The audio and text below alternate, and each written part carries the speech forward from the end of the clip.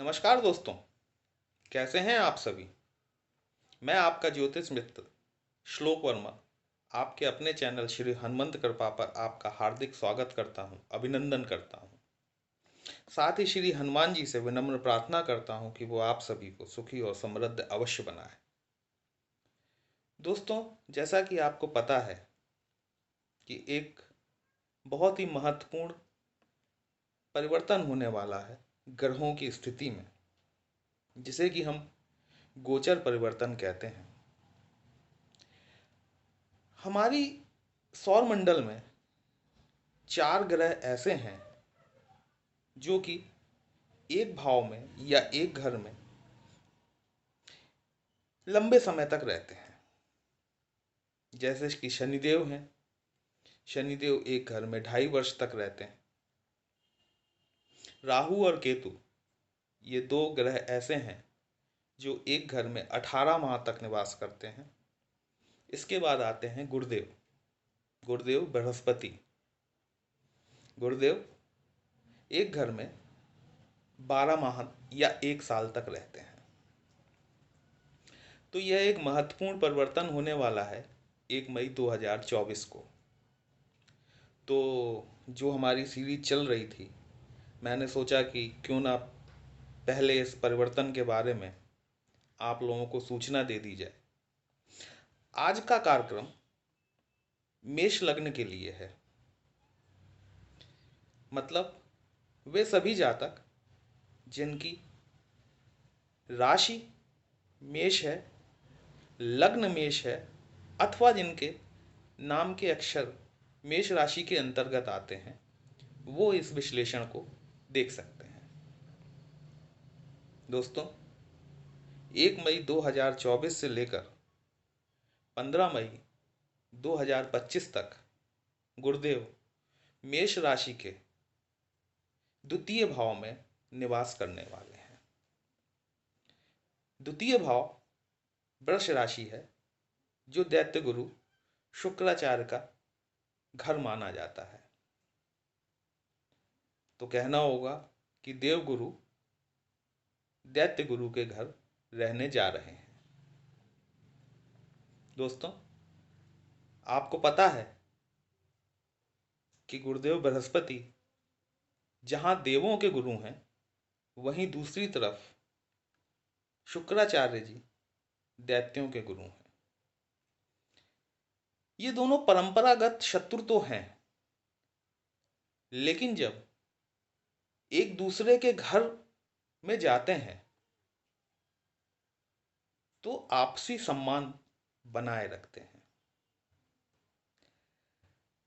तो 1 मई 2024 को देवगुरु बृहस्पति मेष राशि के प्रथम भाव से निकलकर द्वितीय भाव, जो कि धन, वाणी और कुटुंब का होता है, में ट्रांजिट कर रहे हैं। दोस्तों, अगला आने वाला 1 साल आपके लिए कैसा होगा, इस बारे में मैं थोड़ा सा आपको बताना चाहूँगा संक्षेप में। देवगुरु बृहस्पति की 3 दृष्टियां मानी जाती हैं, जिनमें से 5वीं और 9वीं दृष्टि को महत्वता दी गई है। कई आचार्यों ने इनकी 7वीं दृष्टि भी मानी है। देवगुरु बृहस्पति की जो दृष्टियां हैं, उन्हें अमृतमयी या गंगा जल कहा जाता है।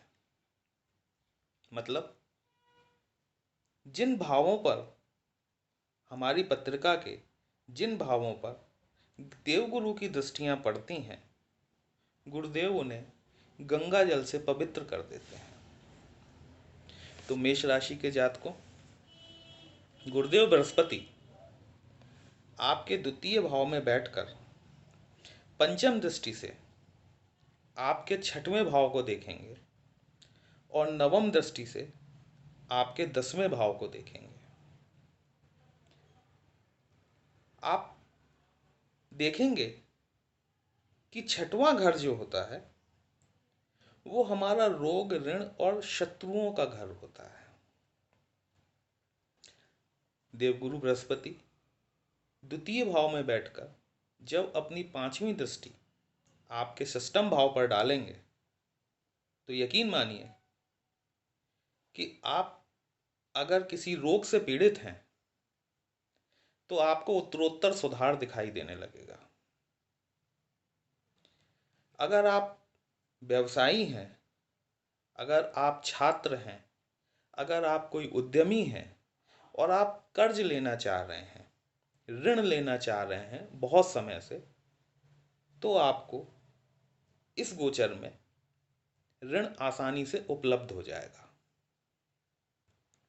अगर आप किसी न्याय प्रक्रिया में हैं, मतलब अगर आप किसी कोर्ट केस में हैं, तो आपको वहां भी राहत मिलेगी।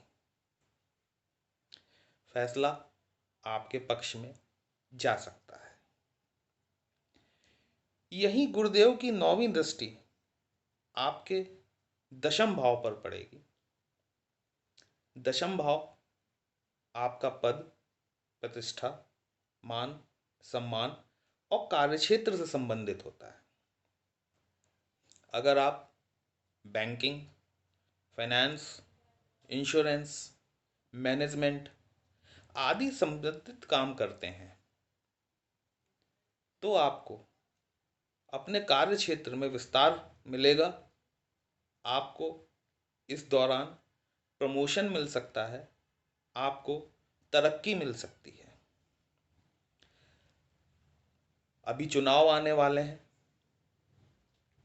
मेष राशि के बहुत से लोग चुनाव में खड़े हुए होंगे। यकीनन उनकी जीत सुनिश्चित है अगर उन्होंने अपने कार्य क्षेत्र में अगर अच्छा काम किया होगा।